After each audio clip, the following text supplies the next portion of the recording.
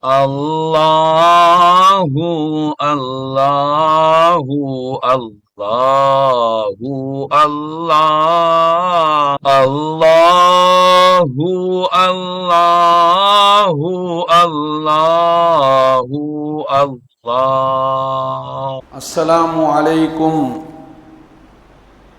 wa rahmatullahi wa barakatuhu. Alhamdulillah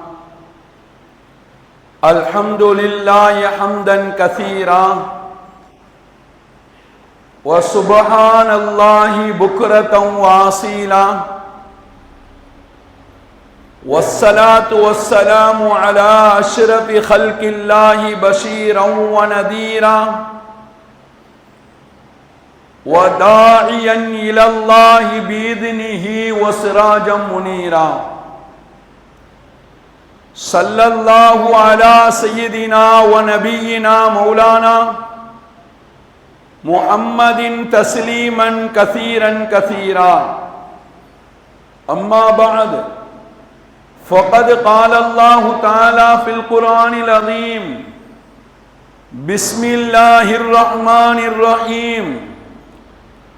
Huwa alladhi ja'ala lakumul arda dhalulan famshu fi manakibiha wa kulu min rizqi wa ilayhi an-nushur. Sadaqallahul mawlana al-azim. Wa qala an-nabiy sallallahu alayhi wa sallam, as-safaru qit'atun min al-'adhab yamna'u ahadukum ta'amahu wa sharabahu wa nawmahu فَإِذَا قَضَى نَهْمَتَهُ فَلْيُعَجِّلْ إِلَى أَهْلِهِ. صدق نبي الله سيد البشر محمد رسول الله صلى الله عليه وسلم. அளவற்ற அருளாளனும் நிகரற்ற அன்புடையவனுமாகிய எல்லாம் அல்லாஹுவின் திருப்பெயரை கொண்டு ஆரம்பம் செய்கிறேன்.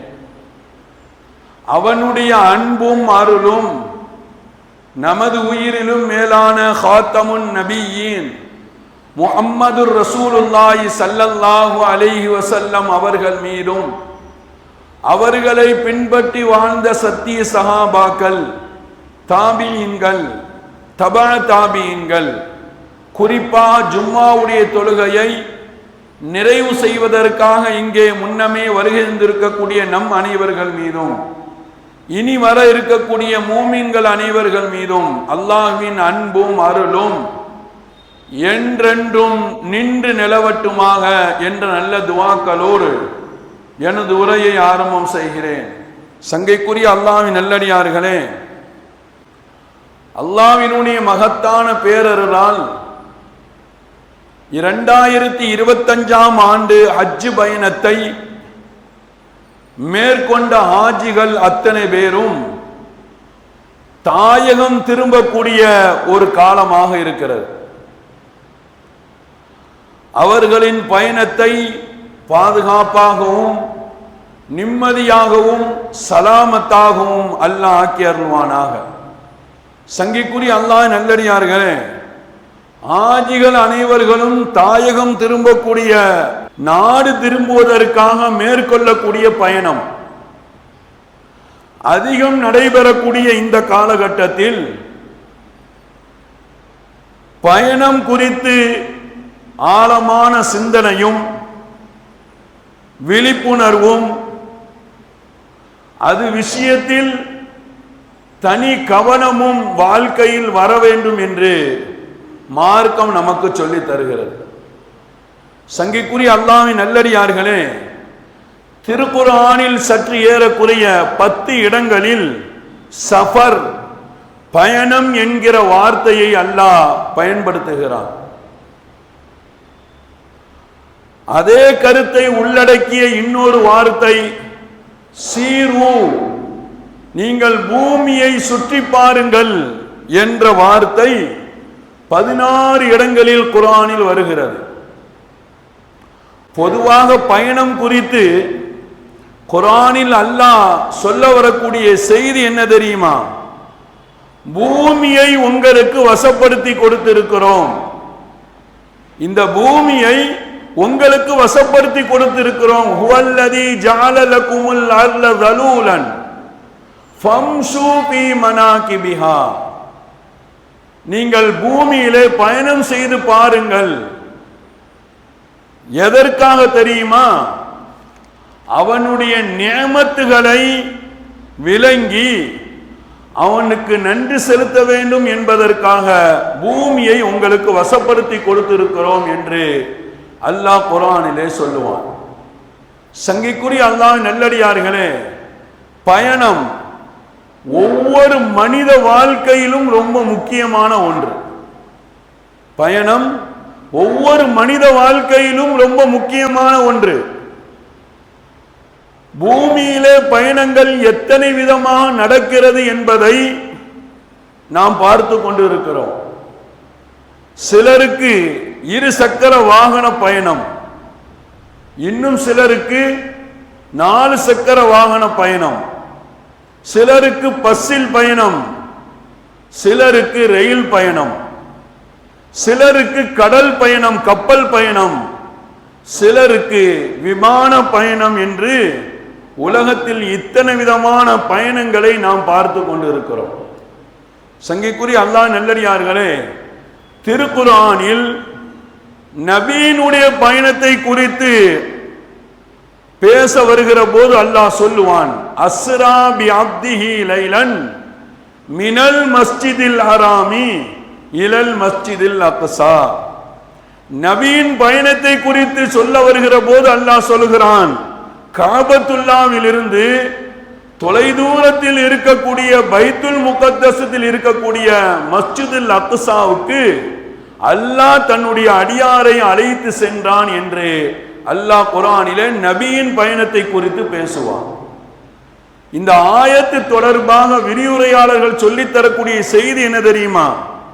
நபிகள் நாயகம் ஸல்லல்லாஹு அலைஹி வஸல்லம் அவர்கள் பயணப்பட்ட பயணம் என்பது அது பூமியில் அல்ல, வானத்தில், விண்ணுலக பயணம் என்று இந்த வசனத்திற்கு விரிவுரையாளர்கள் தரக்கூடிய விளக்கம்.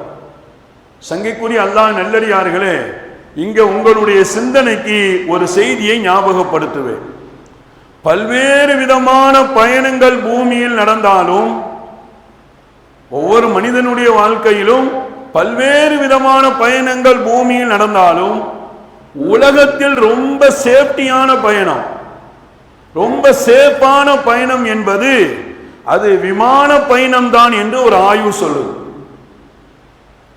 உலகத்தில் பல்வேறு பயணங்களை மனிதர்கள் மேற்கொண்டாலும் ரொம்ப சேஃபான பயணம் என்பது விமான பயணம் தான் என்று ஒரு ஆய்வு சொல்லுது.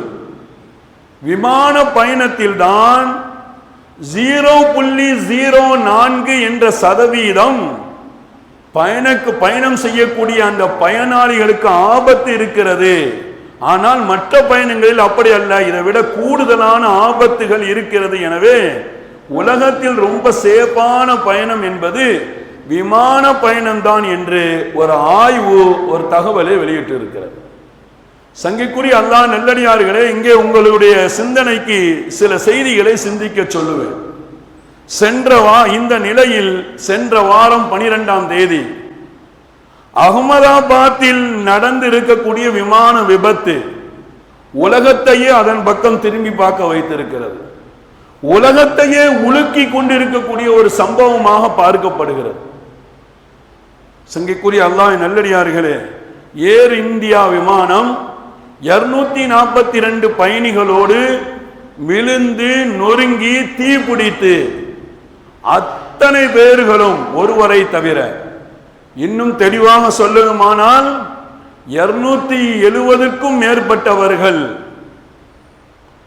உடல் கருகிய முறையில் இறப்பை எய்ந்திருக்கிறார்கள் என்று செய்தி நியூஸ்கள் நமக்கு சொல்லித் தருகிறது. சங்கைக்குரிய அல்லாஹ் நல்லடியார்களே, இது ஒரு சாதாரணமான விபத்து அல்ல, இது ஒரு சாதாரணமான விமான விபத்து அல்ல, உலகத்தையே உருக்கிய மிக கோரமான விபத்து என்று உலகத்தினுடைய எல்லா செய்திகளும் சொல்லித் தருகிறது. சங்கைக்குரிய அல்லாஹ் நல்லடியார்களே, இந்த விமான விபத்திற்கு என்ன காரணம்? எதனால் இப்படிப்பட்ட ஒரு நிலை? எப்படி இந்த விபத்து நடந்தது? எல்லோரையும் துடிதுவைக்க வைத்த கோர விபத்தாக உலகம் இந்த விபத்தை பார்க்கிறது.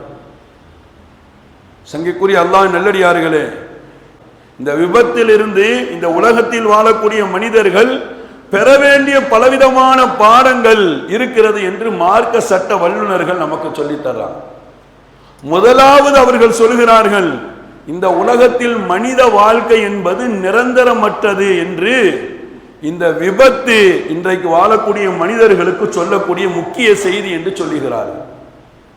இந்த விபத்து இந்த உலகத்தில் வாழக்கூடிய மனிதர்களுக்கு இந்த உலகம் நிரந்தரமற்றது என்ற செய்தியை சொல்லித் தருது என்று மார்க்க சட்ட வல்லுநர்கள் சொல்றாங்க. சங்கைக்குரிய அல்லாஹ் நல்லடியார்களே, இது குறித்து குர்ஆனுடைய பார்வையும் அபிப்பிராயம் என்ன? அது குறித்து அல்லாஹ் சொல்லித் தரக்கூடிய செய்தி என்ன? அல்லாஹ் குர்ஆனிலே சொல்கிறான், வல் ஆகிரத்து கைரும் ஆபுகா, வல் ஆகிரத்து கைரும் ஆபுகா, மறு உலக வாழ்க்கை தான் அது நிரந்தரமானது, அது சிறப்பானது என்று அல்லாஹ் குர்ஆனிலே சொல்லித் தருகிறார்.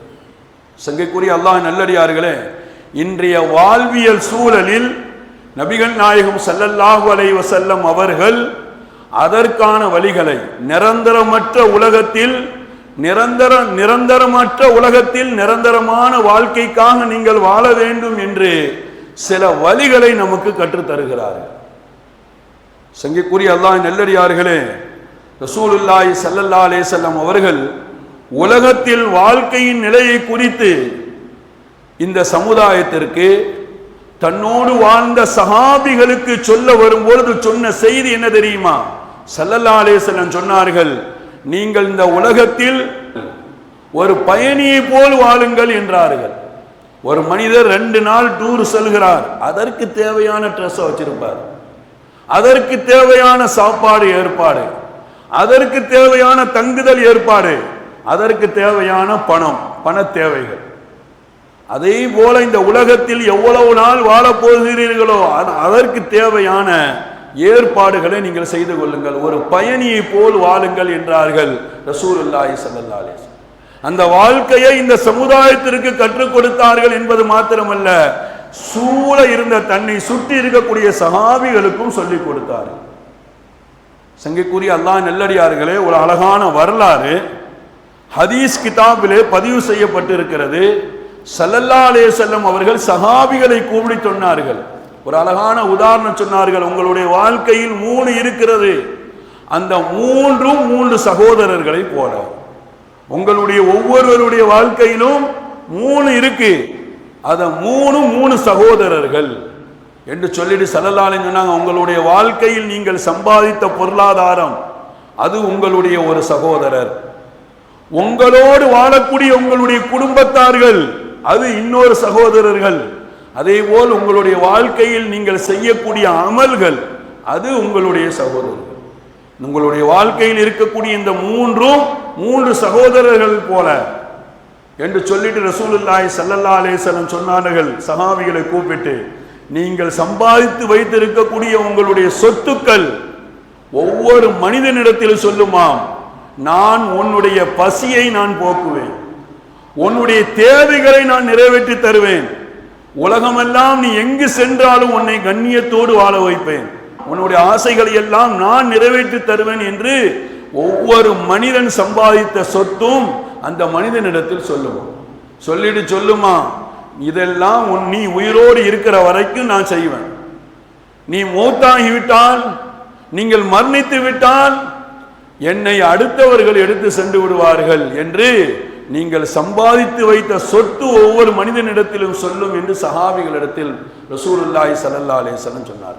2வது சொன்னார்கள், உங்களோடு வாழக்கூடிய உங்களுடைய குடும்பத்தார்கள், உங்களுடைய மனைவி மக்கள், அவர்கள் சொல்வார்கள், நீங்கள் வாழ்க்கையில் கஷ்டப்படும் பொழுது உங்களுக்கு தோள் கொடுத்து தூக்கி விடுவதற்கு நாங்கள் இருக்கிறோம், நீங்கள் நோயாளியாக போகும் பொழுது உங்களுக்கு செய்ய வேண்டிய பணிவிடைகளை செய்வதற்கு நாங்கள் இருக்கிறோம், அப்படியே நீங்கள் மரணித்து விட்டாலும் உங்களை குளிப்பாட்டி கஃனிட்டு தஃபன் செய்வதற்கு, அடக்கம் செய்வதற்கு வரைக்கும் நாங்கள் எங்களுடைய உதவிகளை உங்களுக்கு செய்து கொண்டே இருப்போம் என்று உங்களுடைய குடும்பத்தார்கள் உங்களிடத்தில் சொல்லுவார்கள் என்று சொல்லிவிட்டு மூன்றாவதாக சொன்னார்கள், நீங்கள் செய்யக்கூடிய அமல் அதுதான் சொல்லுமாம், நீங்கள் மௌத்துக்கு பிறகு கபரில் தனிமையை போக்குவேன், உங்களுடைய வெறுமையை நீக்குவேன், உங்களுடைய கபருடைய வாழ்க்கையில் உங்களுக்கு தேவையான எல்லா உதவிகளையும் நான் செய்வேன் என்று மூன்றாவது சகோதரன் சொல்லுவான் என்று சொல்லிவிட்டு சஹாபிகளை பார்த்து ரசூல் கேட்டார்கள்,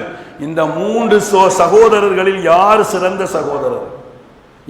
சிறந்த சகோதரர்கள் என்று கேட்கும் பொழுது எல்லா சஹாபிகளும் சொன்னார்கள், அமல்கள் என்ற சகோதரர் தான் ஆக சிறந்த சகோதரர். சஹாபிகளுக்கு ரசூலுல்லாஹி ஸல்லல்லாஹு அலைஹி வஸல்லம் கற்றுக் கொடுத்தார்கள், இந்த உலக வாழ்க்கை என்பது நிரந்தரமற்றது, நிலையான உலகத்திற்காக நீங்கள் இங்கே செய்யக்கூடிய அமல்கள் தான் அது நிலையானது, நிரந்தரமானது என்று சஹாபிகளுக்கு கற்றுக் கொடுத்தார்கள். சஹாபிகள் தங்களுடைய வாழ்க்கையில் இந்த நம்பிக்கையோடே வாழ்ந்தார்கள் என்று பல வரலாறுகள் நமக்கு ஞாபகப்படுத்தி சொல்லும். சங்கைக்குரிய அல்லாஹ் நல்லடியார்களே, இப்படிப்பட்ட பாடத்தை சென்ற வாரம் நிகழ்ந்த அந்த விபத்து ஒவ்வொரு மனிதனுக்கும் சொல்லித்தரக்கூடிய முக்கிய பாடமாக மார்க்க சட்ட வல்லுநர்கள் நமக்கு சொல்லித் தருகிறார்கள். சங்கைக்குரிய அல்லாஹ் நல்லடியார்களே, இரண்டாவது மார்க்க சட்ட வல்லுநர்கள் சொல்கிறார்கள், நீங்கள் அந்த விபத்திலிருந்து பெற வேண்டிய பாடங்களில் இரண்டாவது பாடம் எதுவென்றால், அதிலிருந்து நாம் பெற வேண்டிய பாடம், அல்லாஹ் யாருக்கு எப்பொழுது நாடுகிறானோ அப்பொழுது வந்தே தீரும் மரணம். அல்லாஹ் யாருக்கு எப்பொழுது நாடுகிறானோ, குறிப்பிட்ட நேரத்தில் குறிப்பிட்ட இடத்தில் குறிப்பிட்ட முறையில் மரணமாகுவதை யாராலும் தடுக்க இயலாது என்று இந்த விபத்திலிருந்து மனிதர்கள் பெற வேண்டிய பாடமாக மார்க்க சட்ட வல்லுநர்கள் நமக்கு சொல்லித் தருகிறார். அல்லாஹ் குர்ஆனிலே சொன்னான், இதா ஜாஹதுஹும் லா யஸ்தாகிரூன சாதம் வலா யஸ்தக்திமூன். மனித வாழ்க்கையில் ஒருவருக்கு அஜல் வந்துவிட்டால், தவணை வந்துவிட்டது என்று சொன்னால் அது பிந்தாது முந்தாது என்று அல்லாஹ் குர்ஆனிலே சொன்னான். ஒரு மனிதனுடைய மரணம் நேரம் வந்துவிட்டால், அவருடைய வாழ்க்கையில் முடிவு என்பது வந்துவிட்டது என்று சொன்னால் அதை யாராலும் தடுக்க இயலாது என்று அல்லாஹ் குர்ஆனிலே சொன்னான். அதே நேரத்தில் அவருக்கு முடிவாக்கப்பட்ட முடிவு என்பது தாமதமாக இருக்கிறது என்றால், தாமதமான மரணம் என்பது தாமதிக்கிறது என்று சொன்னால் அதையும் நிச்சயமாக அதையும் யாராலும் எந்த விதமான தடுத்து நிறுத்தலும் முடியாது என்று அல்லாஹ் குர்ஆனிலே சொன்னான்.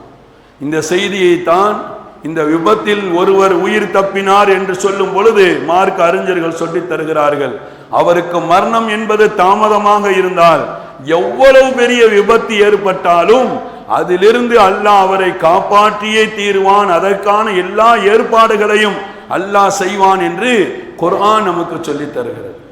சங்கைக்குரிய அல்லாஹ் நல்லடியார்களே, உயிர் தப்பியவரை குறித்து நிறைய பத்திரிகைகளும் நிறைய ஊடகங்களும் பல்வேறு செய்திகளை நமக்கு தெளிவாக சொல்லித் தருகிறது. அவர் எவ்வாறு உயிர் தப்பினார், அது எவ்வாறு நடந்தது என்பதை விவரமாக இந்த செய்தி துறைகள் நமக்கு சொல்லித் தருகிறது. இதிலிருந்து பாடமாக மார்க்க அறிஞர்கள் சொல்லுகிறார்கள், ஒருவருக்கு மரணம் என்பது நிகழும் என்று அல்லாஹ் நாடிவிட்டால் அதை யாராலும் அதை தடுக்க முடியாது.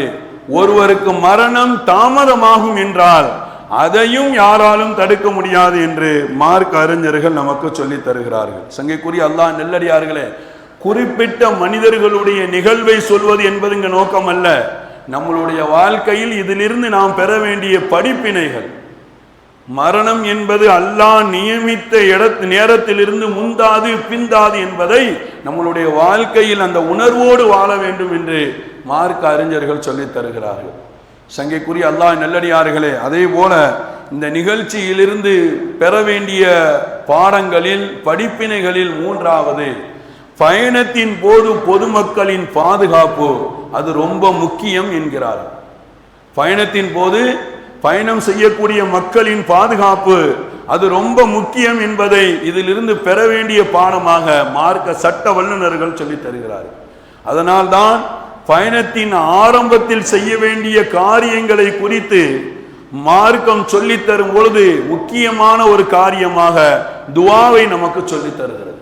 நீங்க எங்கே பயணப்பட்டாலும் பயணத்தினுடைய துவக்கமாக நீங்கள் செய்ய வேண்டிய முக்கியமான காரியங்களில் ரொம்ப முக்கியமான காரியம் துஆவை நீங்கள் மறந்து விடாதீர்கள் என்று மார்க்கம் சொல்லித் தருகிறது. இமாம் முஸ்லிம் ரஹ்மத்துல்லாஹி அலைஹி தங்களுடைய கிதாபிலே ஒரு ஹதீஸை பதிவு செய்வார்கள்.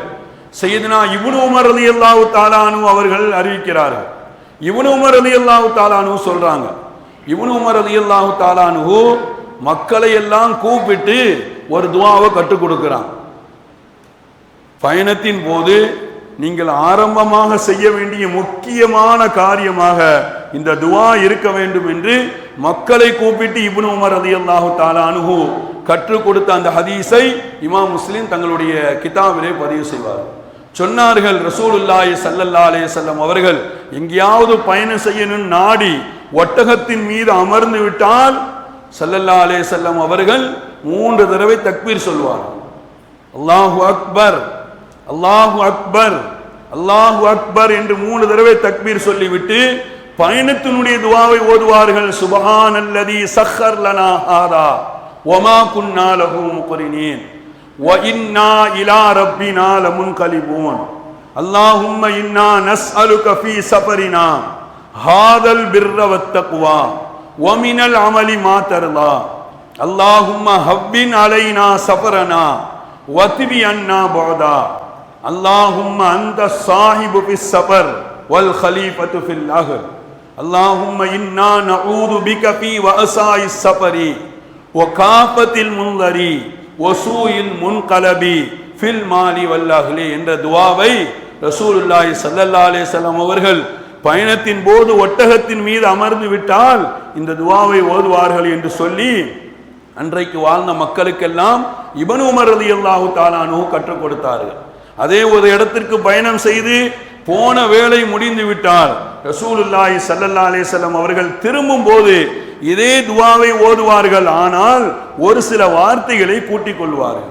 திரும்ப வரும் பொழுது ஆயிபூன தாயிபூன ஹாமிதூன் ஆபிதூன லிரப்பினா ஹாமிதூன் என்ற வார்த்தையையும் ரசூலுல்லாஹி ஸல்லல்லாஹு அலைஹி வஸல்லம் ஊர் திரும்பும் போது இந்த வார்த்தைகளை சேர்த்து ஓதுவார்கள் என்று இப்னு உமர் ரலியல்லாஹு தஆலா அன்ஹு அவர்கள் மக்களுக்கெல்லாம் பயணத்தினுடைய துஆவை கற்றுக் கொடுத்து அதனுடைய முக்கியத்துவத்தை அது விஷயத்தில் விழிப்புணர்வை ஏற்படுத்தினார்கள்.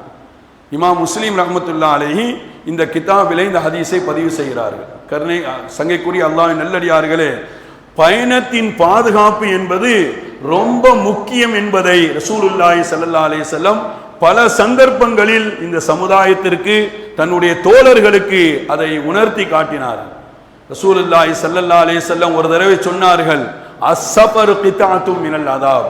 மக்களே, நீங்கள் நினைப்பது போல பயணங்கிறது ஒரு சொகுசான சந்தோஷமான ஜாலி பயணம் கிடையாது. அஸ்ஸஃபரு கிதாத்தும் மினல் அதாப். பயணம் என்பது நன்றாக விளங்கிக் கொள்ளுங்கள், வேதனையின் ஒரு பகுதி. பயணம் என்பது வேதனையின் ஒரு பகுதி. யம்னவு அஹதுக்கும், உங்களில் யாரெல்லாம் பயணம் செய்கிறார்களோ அவர்களுக்கெல்லாம் அந்த பயணம் தடை செய்யும். அவர்களுடைய உணவை, அவர்களுடைய குடிபானத்தை, அவர்களுடைய தூக்கத்தை இழக்க செய்யும் என்று சொல்லிவிட்டு ரசூலுல்லாஹி ஸல்லல்லாஹு அலைஹி வஸல்லம் கடைசியா ஒரு அழகான வார்த்தையை சொல்லி இந்த ஹதீஸை முடிப்பார்கள். ஃபைதா கலா, நீங்கள் எங்கேயாவது பயணம் செய்து உங்களுடைய வேலைக்காக போனீங்க அப்படின்னு சொன்னா அது முடிஞ்சிட்டுனா ஃபல்யு அஜ்ஜில் இலா அஹ்லிஹி, உடனே நீங்க தாயகம் திரும்பிருங்க, உடனே வீடு திரும்புங்கள் என்று ரசூலுல்லாஹி ஸல்லல்லாஹு அலைஹி வஸல்லம் பயணத்தின் பாதுகாப்பு பயணம் என்பதை குறித்து இந்த சமுதாயத்திற்கு விழிப்புணர்வு ஏற்படுத்தினார்கள். சங்கைக்குரிய அல்லாஹ்வின் நல்லடியார்களே, இன்றைக்கு நமக்கு ஏற்பட்ட பெரிய முசீபத் என்ன தெரியுமா? இதுல உள்ள நம்பிக்கையை நம்ம இழந்துட்டோம். இன்னைக்கு பயணத்தில் பலவிதமான விபத்துகளை சந்திக்கிறோம், கைகால் ஒடிஞ்சி முடமா போய் கடக்கிறோம், பலவிதமான பயணத்தின் பலவிதமான சோதனைகளுக்கு ஆளாக்கப்படுறோம். அப்படின்னா இந்த நம்பிக்கை இன்னைக்கு இழந்து போயிட்டோம். இந்த நம்பிக்கை இன்னைக்கு இழந்து போன காரணத்தினால பயணத்தில் பலவிதமான பிரச்சனைகளை சந்திக்கிறார்கள் இன்றைக்கு வாழக்கூடிய மனிதர்கள். சங்கைக்குரிய அல்லாஹ் நல்லடியார்களே, நபிமார்களுடைய முன்னோர்களுடைய வரலாறை நீங்கள் எடுத்து பார்த்தால் நம்பி ஓதினார்கள், அதனுடைய பலாபலனை தங்களுடைய வாழ்க்கையில் பெற்றுக்கொண்டார்கள். சங்கைக்குரிய அல்லாஹ் நல்லடியார்களே, இன்னைக்கு நிறைய அந்த நம்பிக்கை இழந்திருக்கிறோம். இன்னைக்கு பயணத்தின் போது துவா ஓதணுங்கிற நம்பிக்கை நிறைய பேருக்கு அந்த இதே வர்றது எண்ணமே வர்றதில்லை. மற்ற எல்லா காரியங்களையும் கரெக்டா செய்யறோம், ஆனா பயணத்தின் துவக்கத்தில் செய்ய வேண்டிய முக்கியமான காரியமாக மார்க்கம் சொல்லி தரக்கூடிய அந்த துவா இன்றைக்கு சமுதாயம் மறந்து போயிருக்கு. அதனால் பலவிதமான விபத்துகளை இந்த சமுதாயம் சந்திக்குது.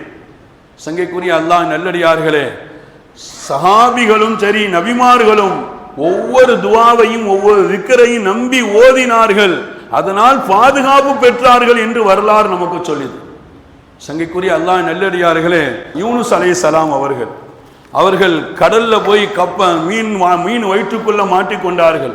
கடல்ல இருக்கிறாங்க, மீன் வயிற்றுக்குள் இருக்கிறார்கள், அதுல பாதாளத்தில் இருக்கிறார்கள். வாழ்க்கையில் அவ்வளவு நெருக்கடி இந்த உலகத்தில் யாருக்காவது வந்திருக்கானா? இல்ல. அவ்வளவு ஒரு மிகப்பெரிய ஒரு நெருக்கடியில் சிக்கி கொண்டவர்கள். ஆனாலும் அந்த நேரத்திலும் அவர்களுக்கு நிம்மதியை தந்தது அந்த சிக்கலில் இருந்து, அவர்களுக்கு ஏற்பட்ட பிரச்சனைகளில் இருந்து, சோதனைகளில் இருந்து வெற்றியையும் பாதுகாப்பையும் தேடி தந்தது என்று மார்க்கம் சொல்லித்தரக்கூடிய விஷயம் என்பது அவர்கள் ஓதி அந்த திக்ர் தான், அவர்கள் ஓதி அந்த துவா தான், அவர்கள் ஓதி அந்த தஸ்பீஹ் தான் அவர்களை காப்பாற்றியது என்று குர்ஆன் நமக்கு சொல்லித்தரும். ஆனா இன்னைக்கு அந்த நம்பிக்கையை நம்ம இழந்திருக்கிறோம். நமக்கு முன்னால் வாழ்ந்த முன்னோர்களுடைய காலத்தில் எல்லாம் அதை நம்பினார்கள், ஈடுபாட்டோடு ஓதினார்கள், அதனால் பலனை அடைந்தார்கள். இன்னைக்கு அந்த நம்பிக்கையும் இல்லை, அதை ஓதக்கூடிய பழக்கமும் இல்லை, அதனால் ஏற்படக்கூடிய பல சோதனைகளை இன்னைக்கு சந்திச்சுட்டு வரும். சங்கைக்குரிய அல்லாஹ் நல்லடியார்களே, யூனுஸ் அலை ஏதாவது ஊர்ல கஷ்டம் வந்துட்டாலோ, ஊர்ல ஏதாவது பிரச்சனை வந்துட்டாலோ, பல நோய்கள் பரவல் ஏற்பட்டாலோ எல்லாருமே என்ன சொல்லுவாங்க? யூனுஸ் கலிமா ஓதுங்க, அதுல இருந்து பாதுகாப்பு பெறும். பல நிலைகளில் நாம் வாழ்க்கையில் உணர்ந்து இருக்கிறோம். இந்த கொரோனா வரக்கூடிய காலத்துல கூட ஜமாஅத் உலமா சார்பா ஒவ்வொரு பள்ளியிலையும் ஒவ்வொரு தொழுகைக்கு பிறகும் 40 நாள் ஓதணும், அப்பந்தான் இந்த நாட்டை விட்டு அந்த பிரச்சனை தீரும் என்று சொல்லப்பட்டது. நம்பி ஓதினோம், அதிலிருந்து பாதுகாப்பு பெற்றோம். சங்கைக்குரிய அல்லாஹ் நல்லடியார்களே, இன்றைக்கு பயணத்தின் போது நாம் செய்ய வேண்டிய முக்கியமான காரியம், பாதுகாப்பான பயணமாக உங்களுக்கு அமைய வேண்டும் என்றால் உங்களுடைய பயணத்தின் துவக்கத்தில் ஆரம்பத்தில் நம்பிக்கையோடு நீங்கள் துஆ ஓதுங்கள், எல்லா வகையான ஆபத்துகளிலிருந்து நீங்கள் பாதுகாக்கப்படுவீர்கள் என்று மார்க்க சட்ட வல்லுநர்கள் நமக்கு சொல்லித் தருகிறார்கள். எனவே சங்கைக்குரிய அல்லாஹ் நல்லடியார்களே, நடந்த அந்த விமான விபத்தில் இருந்து ஒவ்வொரு மனிதனும் பெறக்கூடிய படிப்பினையாக பாடமாக இந்த 3 காரியங்களை குறித்து மார்க்க சட்ட வல்லுநர்கள் நமக்கு சொல்லித் தருகிறார்கள். சங்கைக்குரிய அல்லாஹ் நல்லடியார்களே, நம்மளுடைய பயணத்தின் போது நம்மளுடைய வாழ்க்கையின் எல்லா நிலையிலும் இந்த 3 நிலைகளை 3ஐயும் உணர்வாக கொண்டு அந்த சிந்தனையோடு வாழ்ந்தோம் என்று சொன்னால் அதனால் உயர்ந்த கூலியும் ரப்பினுடைய நெருக்கத்தையும் பெறுவோம் என்பதில் எந்த விதமான சந்தேகம் இல்லை. எதை சொன்னோமோ எதை கேட்டோமோ அதன்படி அமல் செய்யக்கூடிய உயர்ந்த பாக்கியத்தை அல்லாஹ் நமக்கும் நம்முடைய சந்ததிகளுக்கும் தந்தருள் புரிவானாக. சென்ற வாரம் நடந்த அந்த கோர விபத்து மாதிரி இதுபோல் பல விபத்துகள் ஏற்படாமல் வாழக்கூடிய மக்களையும் பயணிக்கக்கூடிய பயனாளிகளையும் அல்லாஹ் பாதுகாப்பானாக. எல்லா வகையான சோதனைகளில் இருந்தும் முஸ்லிம்களை அல்லாஹ் பாதுகாப்பானாக என்ற நல்ல துஆக்களோடு உங்கள் அனைவர்களுடைய துஆவையும் ஆதரவு வைத்து என்னுடைய வார்த்தைகளை நிறைவுபடுத்துகிறேன். வஆகிர் தஅவானா அனில் ஹம்துலில்லாஹி ரப்பில் ஆலமீன். அஸ்ஸலாமு அலைக்கும் வரஹ்மத்துல்லாஹி வபரகாத்துஹு.